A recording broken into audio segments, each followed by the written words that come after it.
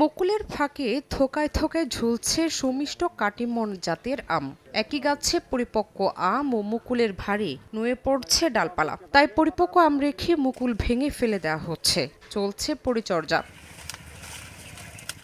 গত বছরের তুলনায় চাষাবাদ বেড়েছে প্রায় দ্বিগুণের বেশি। চাঁপাইনবাবগঞ্জের নাচলের আমচাষী রুবেল গত বছর থেকেই রমজান মাসের চাহিদাকে ঘিরে সুমিষ্ট কাটিমন আমের বাগান করেন। প্রায় ২৫ বিঘা আম বাগান থেকে চলতি মাসেই ২৫০ মন আম বিক্রির লক্ষ্যমাত্রা তার। মনপ্রতি ১৩,০০০ থেকে ১৬,০০০ টাকা দরে বিক্রি করে এই বাগান থেকে এবার ২০ থেকে ২৫ লাখ টাকা লাভের আশা তার। এটা তো এক্সপোর্ট কোয়ালিটির আম, অ্যাকচুয়ালি আপনার খাইতেও সুস্বাদ ভালো আপনার, আর আমটা আপনার লাস্টিং করে ভালো।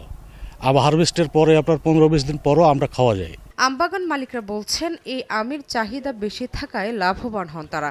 রমজানে এই আমের চাহিদা অনেক চাহিদা, প্রচুর চাহিদা, দামও মোটামুটি ভালো। এই রমজান মাসে আমরা আমটা নেওয়ার জন্য আমরা ৩-৪ মাস আগে থেকে আমরা গাছের যত্ন নিই। ব্যানানা, কাটিমন, গোড়মতি, আম্রপালি, বাড়িফোর এই জাতগুলো আমরা নতুন ভাবে উন্নতি হওয়ার কারণে আমরা ব্যাপকভাবে চাষাবাদ করছি টপ ওয়ার্কিং করে। একটা সময় দেখেন যে অসময়ে আমাদের দেশে আম গাছে ফলানো একটা অকল্পনীয় একটা ব্যাপার ছিল। কাটিমন আমটির একটি অনন্য বৈশিষ্ট্য হচ্ছে আমি চাষি, আমি আমার পছন্দ মতো সময়ে আম নিতে পারি।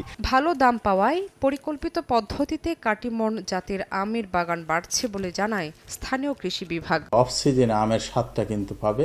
আমি মনে করি এটা খুব ভালো একটা উদ্যোগ এবং এটি বাণিজ্যিকভাভাবে সফল হবে এবং যারা উদ্যোক্তা রয়েছে তারা কিন্তু এটির থেকে লাভবান হবে। কৃষি বিভাগের তথ্য মতে গত বছর ৮৭৮ হেক্টর জমির বাগানে প্রায় ৯ মেট্রিক টন কাটিমন আম উৎপাদন হয়। আর চলতি বছর তা বেড়ে ১,৭৯২ হেক্টর জমির বাগানে উৎপাদন হচ্ছে ফলটি।